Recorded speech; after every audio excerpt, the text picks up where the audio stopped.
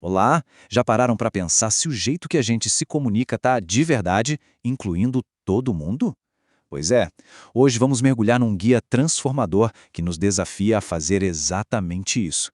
Ele propõe um olhar muito mais acessível e, acima de tudo, mais humano para a nossa comunicação. E para começar, quero trazer essa citação muito forte do Marco Bonito. Depois de um diagnóstico de TDAH já adulto, aos 49 anos, ele conta que entendeu o verdadeiro peso do lema "nada sobre nós sem nós".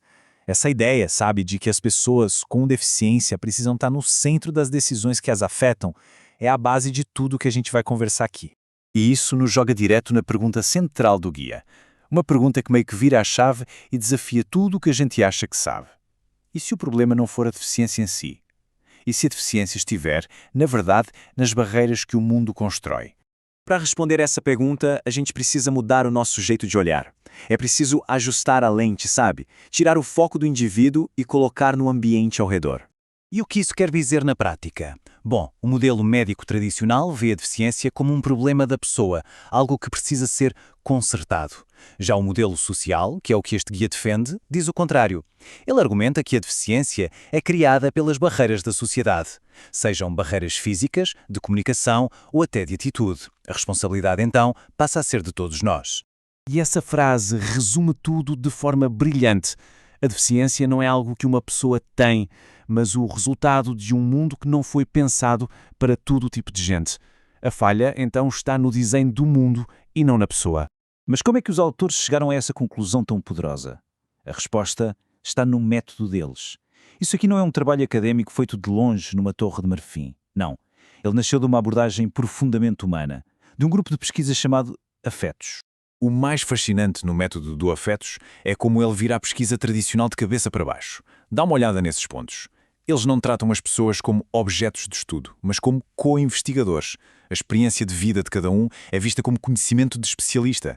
A ideia é que a ciência tem que afetar a sociedade para melhor. E para isso acontecer, as vozes das pessoas com deficiência têm que estar sempre no centro de tudo. E essa fala do Romerito Nascimento, um dos colaboradores do projeto, ela é um soco no estômago, no bom sentido, e ilustra perfeitamente o ponto. Se você não me ouve, nunca vai criar algo que realmente sirva para mim. É um lembrete muito poderoso da importância de simplesmente escutar. Então, com base nessa escuta, nesse respeito todo, o guia apresenta um conceito que pode, de verdade, transformar o nosso jeito de comunicar. É uma ideia que é, ao mesmo tempo, muito simples e completamente revolucionária. E o melhor é que não é nada complicado. Não existe tecnologia de ponta nem um conhecimento super técnico. Exige, na verdade, uma mudança de mentalidade, uma nova forma de pensar em quem vai receber a nossa mensagem. E o nome dessa ideia é linguagem hospitaleira. Pensem em como a gente prepara a casa para receber visitas. A gente não espera a pessoa chegar para perguntar se ela quer água. A gente já deixa um copo à disposição. A gente arruma tudo para que ela se sinta bem-vinda e confortável, certo? A comunicação pode e deve fazer a mesma coisa.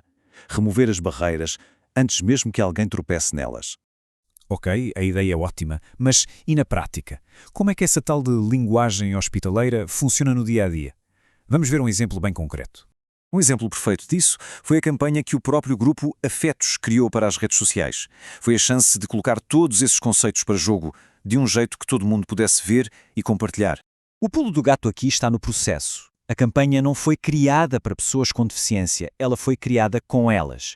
Essa colaboração fez toda a diferença, garantindo que as mensagens fossem autênticas, relevantes e, o mais importante, realmente hospitaleiras. Olhem só este post, por exemplo. A mensagem diz: a vida das pessoas com deficiência não é apenas uma história de superação. Isso desafia aquele clichê que a gente vê o tempo todo. Em vez de uma narrativa simplista, ele convida a gente a ter um olhar mais completo e mais humano sobre a vida da pessoa. Esse outro post aqui é incrivelmente direto. Sorrir não transforma escadas em rampas. É genial, não é? Mostra perfeitamente a diferença entre ter boas intenções e promover uma mudança de verdade.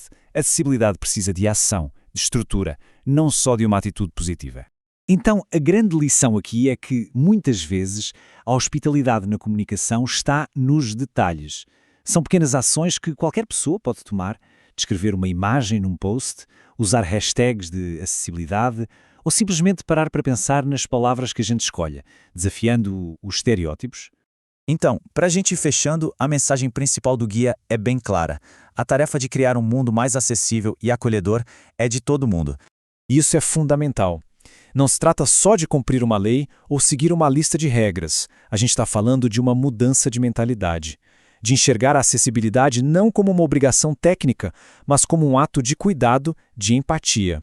E o mais interessante é que, quando a gente se comunica de forma hospitaleira, não estamos ajudando só um grupo específico. A gente está melhorando a comunicação para todo mundo. Mensagens mais claras, mais empáticas, mais bem pensadas, todo mundo ganha com isso. E assim, a reflexão final fica para cada um de nós. Não precisa ser uma grande estratégia, nem nada mirabolante. A mudança começa com um passo. Que pequena alteração hospitaleira a gente pode fazer na nossa comunicação hoje mesmo?